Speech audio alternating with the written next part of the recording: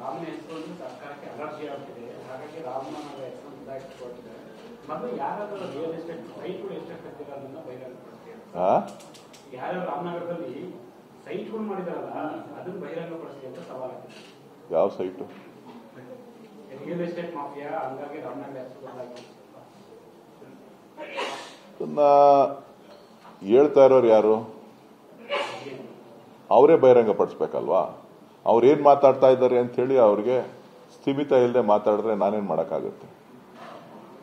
ರಾಮನಗರದ ಹೆಸರು ಇವತ್ತಿಂದ ರಾಮನಗರ ಹೆಸರಲ್ಲ. ರಾಮನಗರ ತಾಲೂಕು ಅಂತಕ್ಕಂಥದ್ದು ಹಿಂದೆ ಕುಲಾಸ್ಪೇಟೆ ಅಂತ ಇತ್ತು. ವಿಜೇಂದ್ರ ಅವ್ರಿಗೆ ಗೊತ್ತಿದೆಯೋ ಇಲ್ವೋ, ರಾಮನಗರ ತಾಲೂಕಾಗ್ಲಿ ರಾಮನಗರದ ಹೆಸರನ್ನಾಗ್ಲಿ ನಾವು ಯಾವತ್ತೂ ಕೂಡ ಬದಲಾವಣೆಯನ್ನ ಮಾಡಿಲ್ಲ.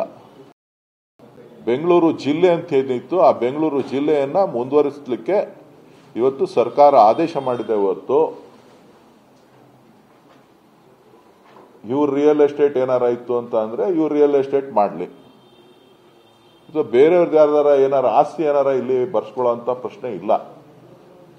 ಅನವಶ್ಯಕವಾಗಿ ಜಿಲ್ಲೆಯ ಹೆಸರನ್ನ ಇಟ್ಕೊಂಡು ರಾಜಕಾರಣ ಬೆಂಗಳೂರು ದಕ್ಷಿಣ ಜಿಲ್ಲೆಗೆ ಇವತ್ತು ಬೆಂಗಳೂರು ದಕ್ಷಿಣ ಜಿಲ್ಲೆ ಆಗಿರೋದ್ರಿಂದ ಬಹುಶಃ ಯುವಕರೆಲ್ಲರೂ ಕೂಡ ರೈತರೆಲ್ಲರೂ ಕೂಡ ಖುಷಿ ಪಡ್ತಾ ಇದ್ದಾರೆ.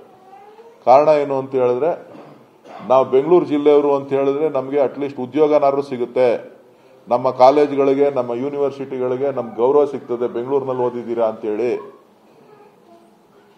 ನಾವು ನಮ್ಮ ಮಕ್ಕಳನ್ನ ಎಲ್ಲಾರ ಕೆಲಸಕ್ಕೆ ಕೇಳಿಸ್ಬೇಕು ಅಂತ ಅಂದ್ರೆ ಅನುಕೂಲ ಆಗುತ್ತೆ ಅಂತಕ್ಕಂಥ ಭಾವನೆಯನ್ನ ವ್ಯಕ್ತಪಡಿಸ್ತಾ ಇದ್ದಾರೆ.